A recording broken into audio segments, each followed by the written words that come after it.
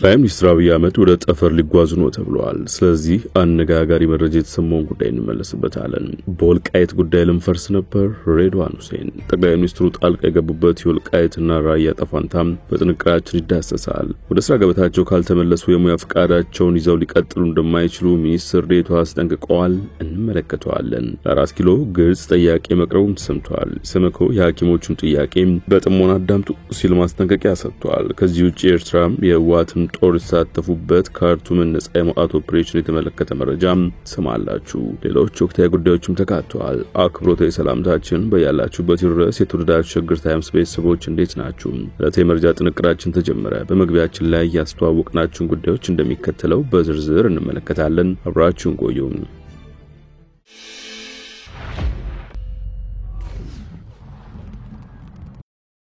ወደ ቀዳሚ ጉዳያችን አምራችሁ ጠቅላይ ሚኒስትር አብይ አህመድ ወደ ጠፈር ሊጓዙ ነው ተብሏል። ጠቅላይ ሚኒስትር አብይ አህመድ ወደ ጠፈር ሊጓዙ ነው ሲል መሰረት ሚዲያ ዘግቧል። የዜና ምንጩ ጠቅላይ ሚኒስትሩ ጠፈር ላይ በመሆን ለዓለም ሕዝብ የሰላም መልእክት ለማስተላለፍ ማቀዳቸውን አረጋግጫለሁ ሲል ነው የዘገበው። የጉዞ እቅዱ ከተሳካ ወደ ጠፈር የተጓዙ የመጀመሪያው የዓለማችን መሪ ያደርጋቸዋል። በዓለም ታሪክ ወደ ጠፈር ስፔስ የተጓዙ ሰዎች ቁጥር 721 እንደሆነ የታሪክ ድርሳናት ያሳያሉ። ከነዚህ ውስጥ አብዛኞቹ የጠፈር ተመራማሪዎች ሲሆኑ ከቅርብ ዓመታት ወዲህ ግን ጥቂት ሰዎች ከፍተኛ ገንዘብ በመክፈል የዝቅተኛውን ንፍቀ ክበብ የጠፈር ጉብኝት አድርገዋል። በጉዳዩ ዙሪያ እስካሁን ከመንግስት በኩል የተሰጠ ማረጋገጫ የለም። በወልቃይት ጉዳይ ልንፈርስ ነበር አሉ ሬድዋን ሁሴን። ብዙዎች በግርምት የጠበቁት ቃለ ምልልስ በትናንትናው ዕለት መተላለፉ ይታወሳል። እዚህም የአቶ ጌታቸው ረዳና ሬድዋን ሁሴን ቃለ ምልልስ መነጋገሪያ የሆነው ከድርድሩ መጠናቀቅ በኋላ ሊያፋርስ ደርሶ የነበረው የወልቃይትና ራያ ጉዳይ ነው። አከራካሪ ግዛት ተብሎ የተቀመጡት እነዚህ የወልቃይትና ራያ ግዛት ወደ ድርድር ጠረጴዛ የመጡት ከ10 ቀናት በኋላ መሆኑን ሁለቱ ተደራዳሪዎች ሲናገሩ ተደምጠዋል። ለአብነት ያህል በመንግስት በኩል ድርድሩን የመሩት ሬድዋን ሁሴን የፕሪቶሪያ ስምምነት 3 ፈታኝ ጉዳዮችን አልፎ ነው የተፈረመው ሲሉ አስታውሰዋል። የፕሪቶሪያ ሰላም ንግግር ዋና ተደራዳሪ የነበሩት ሬድዋን ሁሴን በፕሪቶሪያ ስምምነት ወቅት አንዱ ችግር የነበረው ዲሲፕሊን እንደነበር አንስተዋል። በዋት በኩል የተለያየ ዝንባሌ ያላቸው ሰዎች ስለነበሩ የምንነጋገርበትን እያንዳንዱን ነገር ይዘው ለሚዲያ ያቀርቡና በሌላ ይተረጎማል። ይህ በመጀመሪያ ችግር ፈጥሯል ብለዋል። በእኛም በኩል ነገሮችን ከመንደርና ሰፈር ጋር ሰፍቶ በራሱ መንገድ የማየት ችግር ነበር። በኋላ ልዩነቶችን በማጥበብ ተስማምተን መቀጠል ችለናል ብለዋል። በሁለተኛ ደረጃ እውነታውንና የጠፋውን ነገር ተቀብሎ መሄድ ላይ ችግር እንደነበር አስታውሰው እኛ ከመንግስት ውጪ መሳሪያ መያዝ ስለማይቻል በ24 ሰዓት ታጣቂዎች ያስረክቡ የሚል ሐሳብ ነበረን ሲሉ ተናግረዋል። በአንጻሩ በነጌታቸው በኩል ደግሞ አሁንም መዋጋት እንችላለን የሚል ሐሳብ ነበር ብለዋል።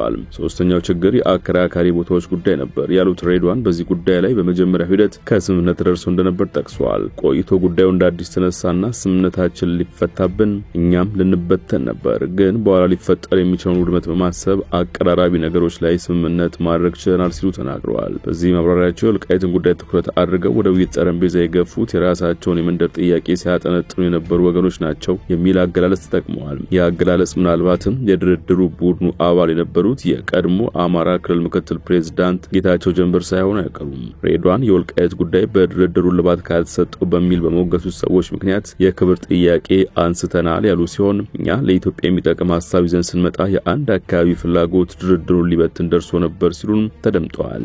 ሬድዋን 10 ቀን ሙሉ በድርድር ስንቆይ የወልቃይትን ጉዳይ እኛ አላነሳንም ያሉ ሲሆን ምክንያቱ ደግሞ ከፈለጉ ህዋቶች ጥያቄውን ያንሱት በሚል መነሻ ነው ሲሉ አስታውሰዋል። ህዋት ሶስተኛውን ዙር ጦርነት የጀመረው ወልቃይትና ራያን ለማስለቀቅ አለሞ ነው በማለት የግዛቶቹ ይገባኛል ጥያቄ በድርድሩ ከተነሳ በህዋት በኩል ይምጣ የሚል ሐሳብ ነበር ብለዋል። ጌታቸው የግዛቶቹን ጉዳይ ያላነሳ ነው በህገ መንግስቱ የሚታወቁ ናቸው፣ ወደ ትግራይ ይመለሳሉ የሚል ሐሳብ በመኖሩ ነው ደቡብ አፍሪካ ሄድነውም ተኩስ ለማስቆም ብቻ ነው ብለዋል። በኋላ ግን ረግጠን ወጥተን ነበር ሲሉ አስታውሰው ድርድሩ በወልቃይትና ራያ ጉዳይ ከመበተን ሄዳ ነው ጠቅላይ ሚኒስትሩ ጣልቃ ገብተው ነው ያሉ ሲሆን አብይ ከዚህ ሁሉ ድካም በኋላ ያለ ስምምነት ከምንበተን ወልቃይትና ራያ በህገ መንግስቱ መሰረት ይፈታሉ ብለው ስምምነቱን ፈርመናል ባይ ናቸው።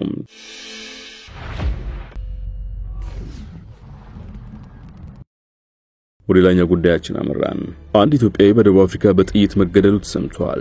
በምስራቅ ማሜሎዲ በሚገኘው ተሽዋኒ ከተማ የኢትዮጵያ የተገደለው በጠራራ ፀሐይ መሆኑን ፖሊስ አስታውቋል። ሟቹ ዕድሜው 45 ሆነና በዚያው ከተማ ውስጥ የስፓዛ ሱቅ ያለው እንደነበረ የጠቀሰው ፖሊስ የግድያው መንስኤ በተመለከተ ምርመራ ማድረግ ላይ መሆኑን ገልጿል። ፖሊስ ቃል አቀባይ ካፒቴን ጆን ቫን ዳይክ ሲናገሩ ትናንት ጠዋት ላይ ሟቹና ተጠርጣሪው ገዳይ በሟቹ ሱቅ በር ላይ ሲጨቃጨቁ ነበር። ከዚያም ሟቹ ወደ መኪናው ውስጥ ገብቶ ባለበት ወቅት ተጠርጣሪው ሽጉጥ አውጥቶ በርካታ ጥይት እንደተኮሰበት የአይን ምስክሮች መናገራቸውን አስታውቀዋል። ተጠርጣሪው ድርጊቱን ከፈጸመ በኋላ ከአካባቢው መሰወሩን ገልጸው ፍለጋ እየተደረገ መሆኑን አስረድተዋል። ሟች በራሱ ቶዮታ ኮሮላ መኪና ውስጥ ከተመታ በኋላ ተርፎ የነበረ ቢሆንም ወደ ሆስፒታል ከተወሰደ በኋላ ሕይወቱም ማለፉን ጨምረው ተናግረዋል። ሚኒስትር ዴኤታው ወደ ስራ ገበታቸው ካልተመለሱ የሙያ ፍቃዳቸውን ይዘው ሊቀጥሉ እንደማይችሉ አስጠነቀቁ። የጤና ሚኒስትር ዴኤታ ደረጀ ድጉማም በብሔራዊ ቴሌቪዥን ቀርበው ስራ ማቆም አድማ በማድረግ ላይ ባሉ የጤና ባለሙያዎች ዙሪያ በሰጡት አስተያየት ወደ ስራ ካልተመለሱ በስተቀር ሙያ ፍቃዳቸውን ይዘው ለመቀጠል አስቸጋሪ ሆኖባቸዋል ሲሉ አስጠንቅቀዋል። የጤና አገልግሎት ለአንድ ደቂቃ እንኳን መቋረጥ የለበትም ሲሉ ሚኒስትር ዴኤታው የሀገሪቱን ሕጎች ዓለም አቀፍ መመዘኛዎችንና ሙያዊ ስነ ምግባሮችን በመጥቀስ ገልጸዋል። ዶክተር ደረጀ በአንዳንድ ተቋማት የጤና ባለሙያዎች በድንገተኛ ክፍል ታካሚዎች እያሉ ጥሎ መውጣትና ወላድ እናቶችን ጥሎ መውጣት የመሳሰሉ ተግባራት መፈጸማቸውን የሚያሳዩ ሪፖርቶች እንደደረሳቸው ተናግረዋል። ይቅርታ የማይደረግለት ስህተት ነው ብለውታል። ምክክር ከተደረገ በኋላ አንዳንድ የጤና ባለሙያዎች ተመልሰዋል ሲሉ የገለጹት ሚኒስትር ዴኤታው ነገር ግን ውስን የሆኑ በተለይም ትምህርት ላይ ያሉ ሐኪሞችና ስፔሻላይዝ ለማድረግ በትምህርት ላይ ያሉ ሬዚደንቶች አልተመለሱም ብለዋል። ከዚህ ጉዳይ አልወጣንም። 4 ኪሎ ግልጽ ጥያቄ መቅረቡ ተሰምቷል። ኢሰመኮ የሐኪሞቹን ጥያቄ በጥሞና አዳምጡ ሲል ማስጠንቀቂያ ሰጥቷል። የኢትዮጵያ ሰብአዊ መብቶች ኮሚሽን ኢሰመኮ ፖሊስ ከጤና ባለሙያዎች የሥራ ማቆም አድማ ጋር በተያያዘ በማህበራዊ ሚዲያዎች ቅስቀሳ አድርገዋል፣ በስራ ላይ በተገኙ ባልደረቦቻቸው ላይ ዛቻና ማስፈራራት አድርሰዋል ያላቸውን የሕክምና ባለሙያዎች በቁጥጥር ስር መዋሉን አስታውቋል። ሄልዝ ቮይስ ኢትዮጵያ የተሰኘ ድረገጽ በስም አስደግፈው ባቀረበው ዝርዝር መሰረት ከሥራ ማቆም አድማው ጋር በተያያዘ ለእስር የተዳረጉ የጤና ባለሙያዎች ቁጥር ከ100 በላይ ሆኗል። የሥራ ማቆም አድማው ከተጀመረ ወዲህ በፖሊስ ቁጥጥር ስር ውለው የተለቀቁ 20 የጤና ባለሙያዎች መኖራቸውን ጠቁመዋል። ድረገጹ የታሳሪዎችና ከእስር የተለቀቁ የጤና ባለሙያዎችን ስም ዝርዝር፣ የታሰሩበትን ክልልና ዕለት አስቀምጧል።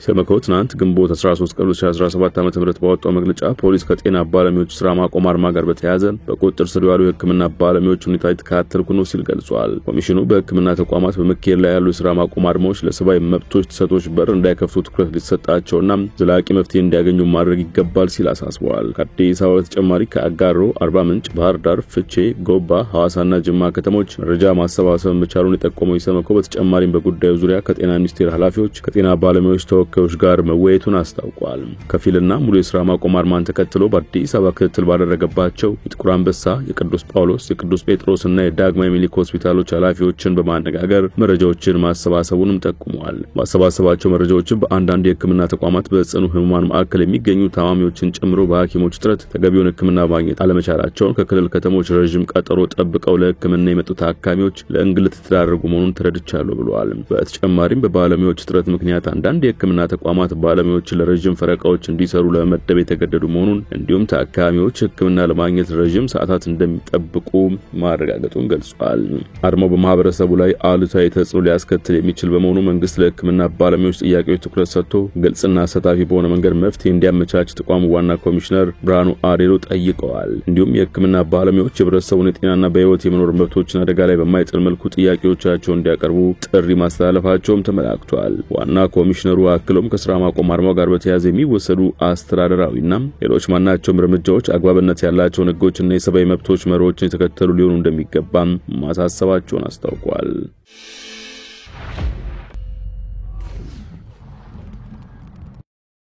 በመጨረሻም ወደ ውጭ ጉዳይ እናምራችሁ።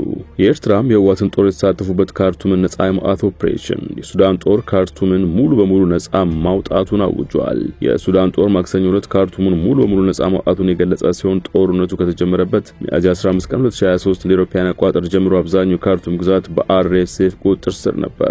ነገር ግን የሱዳን ጦርና አጋሮቹ መስከረም 26 2024 ላይ መጠነ ሰፊ ወታደራዊ ዘመቻ መጀመራቸውን ተከትሎ የወራቱ ጦርነት አብዛኛውን የዋና ከተማውን አካባቢዎች እንዲቆጣጠሩና በደቡብ ምዕራብ ኦምዱርማን የነበሩትን የአርኤስኤፍ ኃይሎችን ከአካባቢው ለማባረር አስችሏቸዋል። የጦሩ ቃል አቀባይ ናቢል አብደላህ በሰጡት መግለጫም ዛሬ መላው የካርቱም ግዛት ከዳጋሎ ሚሊሻ አባላት ተላቀዋል። እናም ብሔራዊ መዲናችን ከአማጽያኑና ከተባባሪዎቻቸው ማጽዳት እንችላለን ብለዋል። አብደላህ አክለውም የካርቱም ግዛት ሙሉ በሙሉ ከአማጽያን የጸዳ ነው። በብሔራዊ ጦርነቱ የተሳተፉት ታጠቁ ኃይሎችና ሁሉም አካላት የዳጋሎ ሚሊሻ ቀሪዎች ተባባሪዎቻቸውንና ደጋፊዎቻቸውን ከአካባቢው ከክልላይና ዓለም አቀፍ ኃይሎች ጋር በመዋጋት ረገድ ተግባራቸውን ቀጥሏል ብለዋል። ሰኞ ማለዳ ሰራዊቱ በደቡባዊ ኦምዱርማን የምድር ዘመቻውን የቀጠለ ሲሆን ከፈጥኖ ደራሽ ድጋፍ ሰጪው ጋር ከባድ ውጊያ በማድረግ የአልሳላህ አካባቢ እንዲቆጣጠሩ ማስችሏቸዋል። ከምዕራብ ነጭ አባይ ግዛት የተቀዳጀው ሌላ ኃይል የኦምራምታ አካባቢንና ከጀበል አውሊያ ግድብ በስተ ምዕራብ የሚገኙትን የኦምዱርማን ደቡባዊ ገጠራማ መንደሮችን በሳካ ሁኔታ ሙሉ በሙሉ መቆጣጠር ችሏል። በመጋቢት ወር መገባደጃ ላይ ከካርቱምና ከጀበል አዋሊያ አካባቢዎች ለቀው የወጡ የአርኤስኤፍ አካላት በአልጁሚያ መንደሮች በሰላማዊ ሰዎች ላይ ሰፊ የመብት ጥሰቶች ፈጽመዋል። ይህም በርካታ ጉዳቶችን አስከትሏል፣ በሺዎች የሚቆጠሩትን አፈናቅሏል ተብሏል። ከሱዳን ጦር ጋር ግንኙነት ያላቸው ማህበራዊ ትስስር መድረኮች በምዕራብና ደቡብ ኦምዱርማን ወታደሮች መሰማራታቸውን የሚያሳዩ የቪዲዮ ክሊፖችን አሰራጭተዋል። ሰራዊቱ ግዙፍ የጦር መሳሪያ፣ ሰው አልባ አውሮፕላኖችና የምግብ አቅርቦት ዴፖችን ሲይዝ የሚያሳይ ቪዲዮ አውጥቷል። የኤርትራ ጦርና የህወሓት ሳምሪ ታጣቂም ወደ ካርቱም መልሶ ማጥቃት ካደረገው ጦር ጋር እንደተሰለፉም በስፋት ተዘግቧል። የሰዓቱ መረጃ ጥንቅራችን አበቃ። በያላችሁበት ሰናይ ጊዜ።